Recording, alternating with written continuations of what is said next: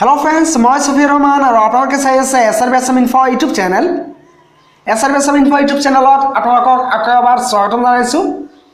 বন্ধুসকল আজিৰ ভিডিঅটো হেইসকল শিক্ষক শিক্ষয়িত্ৰীৰ বাবে যিসকল শিক্ষক শিক্ষয়িত্ৰীৰ দ্বিতীয় বৰ্ষৰ যিকোনো এটা কোৰ্সৰ এছাইনমেন্টৰ মাৰ্কস আপলোড কৰা নাই বা জমা দিয়া নাই বা আপোনালোকৰ ৰিজাল্টত যদি এছাইনমেন্টৰ মাৰ্কসত এবসেন্ট আহিছে হেইসকল শিক্ষক শিক্ষয়িত্ৰীৰ ভিডিঅটো প্ৰথমৰ পৰা একেলগে চাই থাকক।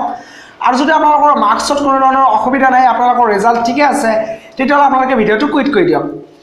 বন্ধুসকল ভিডিঅটো ভাল লাগিলে প্লিজ লাইক কমেন্ট আৰু শেয়াৰ কৰি দিব আৰু যদি আপোনালোকে মোৰ চেনেলটো নতুন তেতিয়াহ'লে প্লিজ মোৰ চেনেলটো সাবস্ক্ৰাইব কৰি দিব। তো বন্ধুসকল বলক আমি ভিডিঅটো আৰম্ভ কৰোঁ। বন্ধুসকল পোনপ্ৰথমে আপোনালোকক NISৰ অফিচিয়েল ৱেবসাইট ওপেন কৰি ল'ব লাগিব। লোৱাৰ পাছত আপোনালোকে চাওক ইয়াত এটা অপচন পাব আপোনালোকে এক্সাম ষ্টাডি চেণ্টাৰ কৰ্নাৰ আপোনালোকে কি কৰিব সিম্পলি এই লিংকটোত ক্লিক কৰি দিব। লিংকটোত ক্লিক কৰাৰ পাছত আপোনালোকৰ সন্মুখত আন এটা নতুন পেজ খোল খাব। খোল খোৱাৰ পাছত চাওক ইয়াত তিনিটা লাইন দি আছে আৰু তলৰ যেটো লাইন আছে ইয়াত ক্লিক ফৰ ষ্টাডি চেণ্টাৰ আপোনালোকে কি কৰিব এই লিংকটোত ক্লিক কৰি দিব। ক্লিক কৰাৰ পাছত আপোনালোকে এনেকুৱা এটা ইন্টাৰফেস দেখিবলৈ পাব আৰু ইয়াতে চাওক যেতিয়া অকণমান আপোনালোকে স্ক্ৰল ডাউন কৰিব ডাউন কৰিলে ইয়াত চাওক মই জুম কৰি দেখুৱাই দিছো তলত ইয়াত লিখা আছে click to enter into the study center section menu আপোনালোকে কি কৰিব সিম্পলি এই লিংকটোত ক্লিক কৰি দিব।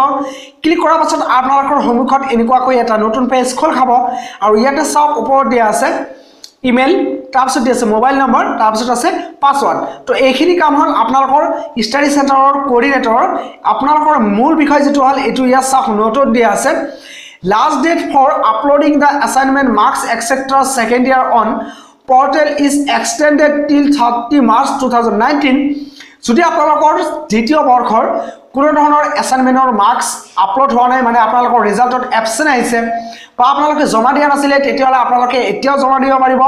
আপোনালোকে ষ্টাডি চেণ্টাৰৰ কোঅৰ্ডিনেটৰ লগ ধৰাৰ পাছত আপোনালোকে আপোনালোকৰ এছাইনমেন্ট জমা কৰক আৰু ইয়াত লাষ্ট ডেট দিয়া আছে 30 March 2019 তো আপোনালোকে 30 মাৰ্চৰ ভিতৰত আপোনালোকৰ এছাইনমেন্ট আপোনালোকে জমা কৰিব পাৰিব আৰু জমা কৰাৰ পাছত আপোনালোকৰ ষ্টাডি চেণ্টাৰৰ কোঅৰ্ডিনেটৰে ইয়াত ইমেইল মোবাইল নম্বৰ পাছৱৰ্ড দিয়াৰ পাছত আপোনালোকৰ মাৰ্কস আপলোড কৰি দিব আৰু আপোনালোকৰ যেতিয়া ফাইনেল ৰিজাল্ট আহিব সেই ৰিজাল্টত আপোনালোকে আপোনালোকৰ এছাইনমেন্টৰ মাৰ্কস চাই ল'ব পাৰিব।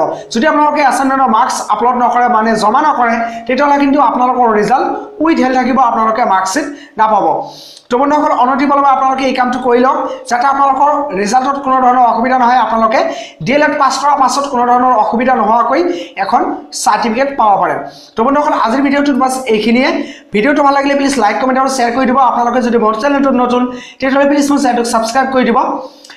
ভিডিঅ'টো চোৱাৰ বাবে আপোনালোকক অশেষ ধন্যবাদ জ্ঞাপন কৰি আন এটা নতুন ভিডিঅ' এতিয়া আপোনালোকৰ লগত পুনৰ লগ পোৱাৰ আশাৰে ইয়াতে বিদায় লৈছো। বাই বাই, টেক কেয়াৰ, জয় অসম।